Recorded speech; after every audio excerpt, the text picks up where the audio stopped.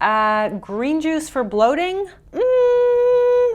Hey everyone, I'm Abbey Sharp. Welcome to Abby's Kitchen.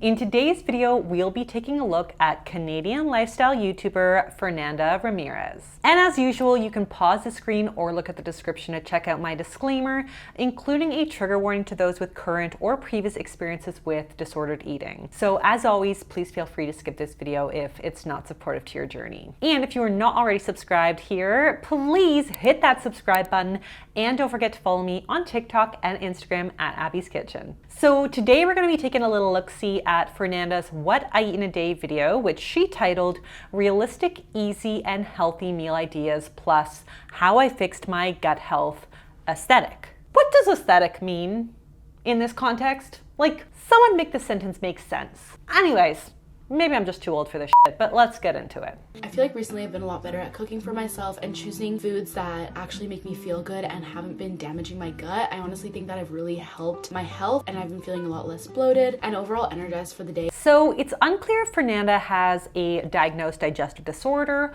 or if there are just certain trigger foods that might be causing her some mild bloating. But either way, bloating is a valid health concern. However, I just want to clarify that there are very few circumstances where foods would actually damage your gut. If you're celiac and you eat gluten, then yes, you might be damaging the lining of your gut. However, with most other intolerances, we might see some mild inflammation with consumption, but generally speaking, if you start small and work your way up, you can retrain your gut to tolerate those foods without damage. Also, bloating on its own is not necessarily a symptom of a damaged gut. It is normal for your gut to expand and contract throughout the day, and it's also perfectly normal to experience mild bloating after certain types of foods. But if the bloating you experience becomes frequent, painful, and accompanied by other digestive symptoms, then it's probably best to consult with a healthcare professional to rule out digestive disorders. I also have a whole video on the common causes of bloating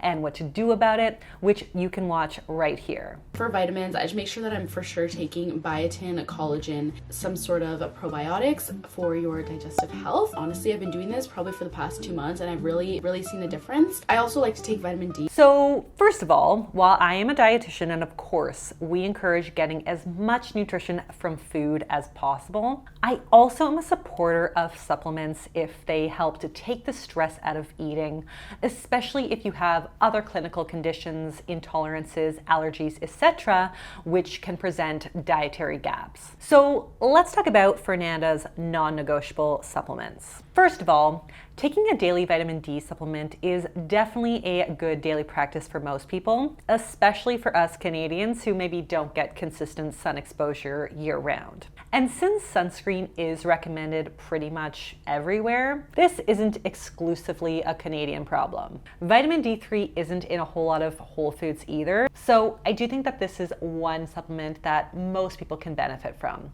Usually at least 1,000 IUs, but a lot of people may need a lot more. Now, probiotics can also be helpful for a lot of people, but it's also important to be mindful of the strain, as not all probiotics are made equal, and some products could potentially worsen digestive symptoms in sensitive folks. Most research suggests that multi-strain probiotic supplements containing lactobacillus and bifidobacterium are generally your best bet for bloating, but it's still best to rule out other digestive disorders before starting any probiotic regimen. And then there's collagen, which is a protein that's been shown to have multiple benefits in the body. However, our bodies can actually make collagen from any dietary protein and vitamin C rich foods. And while the research on supplementing is more convincing for things like joint, bone health, and maybe skin health, it's still in its infancy for hair and nails, which, let's be honest, is why most young women tend to use it. There's a lot of research on this underway, but I'm still waiting to be convinced that collagen protein is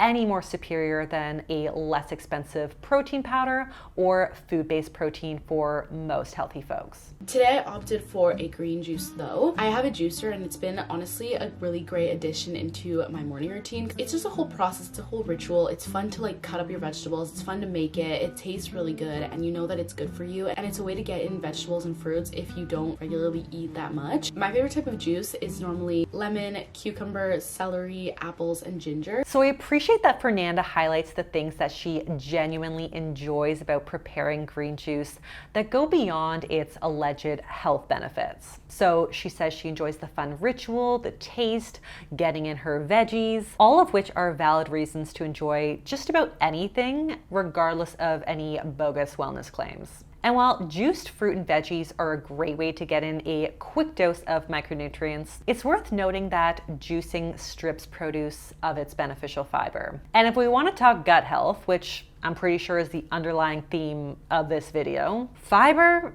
is kind of king. Fiber is important for improving regularity and maintaining gut microbiome diversity, among a ton of other non-gut related benefits. Also, folks with particularly sensitive digestive systems might actually find that some juices actually exacerbate their symptoms, especially because they often contain higher concentrations of high FODMAP fruits and veggies. So, for instance, this particular juice would be considered a high FODMAP juice given that it contains apple and several stalks of celery. Some folks with sensitive guts will respond to excess FODMAPs with bloating and constipation, and for others, the pendulum will swing in the opposite direction and cause the runs. And I think sometimes influencers conflate clearing themselves out with helping their digestion, but it's actually the opposite of helpful long term, because chronically loose stools can disrupt the microbiome and wipe out beneficial species of bacteria.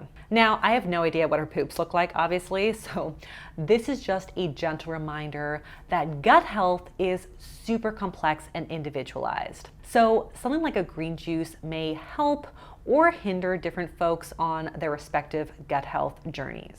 For the past 2 months, I've been kind of intermittent fasting, just eating at 12. This hasn't been hard for me at all because normally I do yoga or workout in the morning. If I'm going to be doing a very harsh impact activity, like maybe doing a cycling class or doing heavy weightlifting, I'll always have banana before I go. So technically it's not intermittent fasting if she's having green juice before noon, but not that that really matters anyways. I'm just kind of pointing out how dumb most of these diet labels actually are. Now, I'm not going to go too far deep into the world of intermittent fasting because I have beat that horse to death. But when it comes to gut health specifically, there may be some benefits for helping to facilitate the migratory motor complex. And I don't think we really need to call this intermittent fasting, as it doesn't really need to be any kind of unnatural, aggressive fast. But there can be some benefit for some people to having like a solid 12 hours overnight and 4 to 5 hours between meals. It does seem that this is just kind of like an eating pattern that works for Fernanda, and I appreciate that she'll just add in some extra carbs before a workout.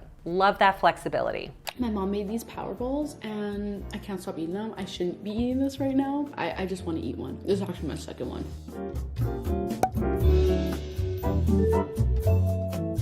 So it's unclear why Fernanda shouldn't be eating these power balls. Like maybe her mom made them for herself and they're off limits to the rest of the family. I don't know. Or maybe she feels like she can't eat them because the clock hasn't struck noon yet. Or perhaps she's intentionally restricting them because they are a higher calorie snack. She didn't say, and so I will not speculate. But I do think we need to be careful with statements like this, especially with younger audiences who may quickly assume that a nutrient-dense snack like a yummy Powerball should be something that they should avoid or feel guilty about eating. And if it is to maintain a longer fast for gut health, aka the migratory motor complex, it's worth pointing out that the green juice already kind of kiboshed that plan, so I really see no harm in having a few balls. That's what she said. Since I've started to cook for myself more, I've been more mindful about what I'm actually putting in my body, or like how much oil and salt I'm using. So something that I love to use is a spray oil. And I've also decided to opt for a salt-free seasonings. These taste so good. They taste the exact same as regular seasoning, but they're salt-free, which is great because I've definitely been trying to lower my sodium intake. I feel like for a while there I was eating out so much and I was just having so much sodium that like I look bloated all the time. As I'm cooking, I'm just making sure that I drink water throughout the entire day. That'll also help flush any extra sodium you have in your body. The only downside is that you have to go pee like every 5 minutes. I think it's important to distinguish between bloating from digestive distress and bloating from water retention, because these are two very different things with different corresponding protocols. So it is true that sodium can increase water retention, which might make you feel temporarily a little more puffy. And that is a lot more likely to happen from consuming a lot of ultra-processed foods than consuming a lot of homemade meals that are seasoned at home. Unless you have a clinical condition like kidney disease or high blood pressure, where your doctor has ordered like a low-salt diet, I don't think that we really need to stress much about seasoning our food during cooking or using only salt-free seasonings. Especially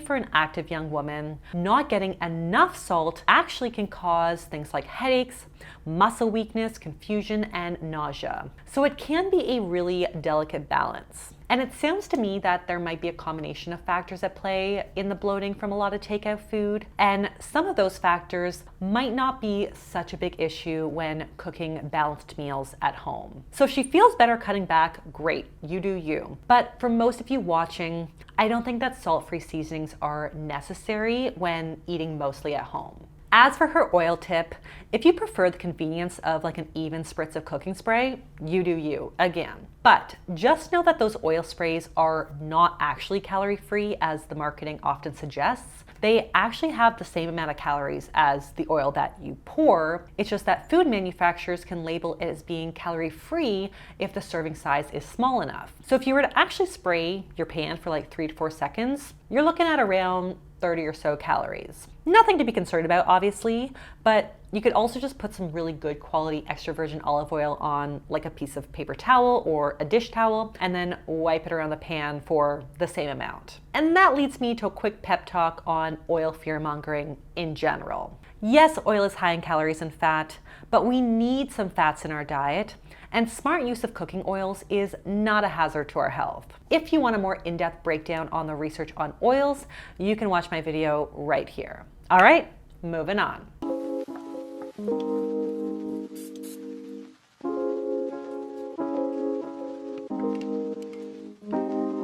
Okay, she is done. She looks a little bit dull for some reason. I'm actually really into this breakfast hash/scramble situation that we got going on. We got some protein and fat in the eggs. We got carbs, fiber, and micronutrients in the potatoes and veggies and fruit. Super simple and low fuss. It might be a bit of a lighter meal for most of us, like considering that it's already 12 o'clock. So I would totally say that we could throw in some toast with some nut butter just for some extra protein, carbs, and fat. Okay guys, I'm in my car now. It's actually 3 p.m. This is normally the time when I would have lunch, but I'm honestly feeling so low energy. I need a little pick-me-up, so I need to run some errands at the mall right now, and I think I'm actually gonna pick up a coffee. Listen, I love coffee, but I don't recommend it in the afternoon just to like fill a void for a few key reasons. First of all, let's get something straight. Coffee doesn't actually give us true energy. Calories do. And needing caffeine in the afternoon every day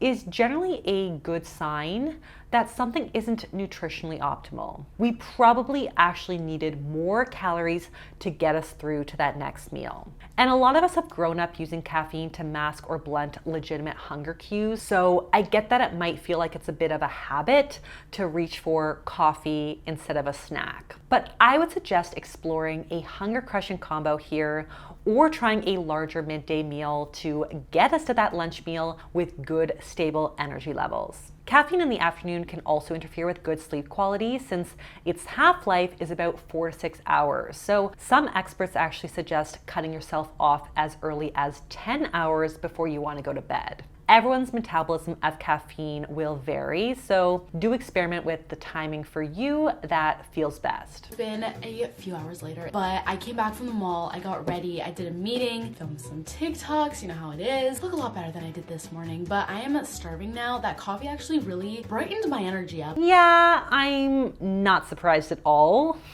Like, more evidence why a calorie-rich snack was likely what the body actually craved. I honestly put a little bit more on my plate than I assume I'll eat, but sometimes I say that and I end up eating the whole thing. Here is what the final bowl looks like. As we saw earlier, my avocado's a little bit hard, but it looks so good. I've actually never even made chickpeas before, so I'm really excited. I gotta be honest, if I was starving like Fernanda apparently claims she was, I would not have made it through all of this meal prep with all of those steps involved. I probably wouldn't have even made it through if I wasn't starving, because her breakfast meal was already pretty labor intensive. Like, does anyone else not have time to cook like this more than once a day? I mean, if I'm chopping potatoes at breakfast, I am not chopping sweet potatoes 4 hours later again for lunch. But anyways, just me. I mean, kudos to Fernanda for the commitment. I am jealous and also impressed. As for the lunch itself, this hunger crushing combo in this recipe is working overtime, and we love to see it. We're getting a double dose of healthy fats from the tahini and avocado, double dose of protein from the chickpeas and quinoa, and a mega dose of fiber from basically everything else. Yes to this lunch. It looks like such a winner. Was craving something sweet for dessert, so I'm eating this little lemon biscotti.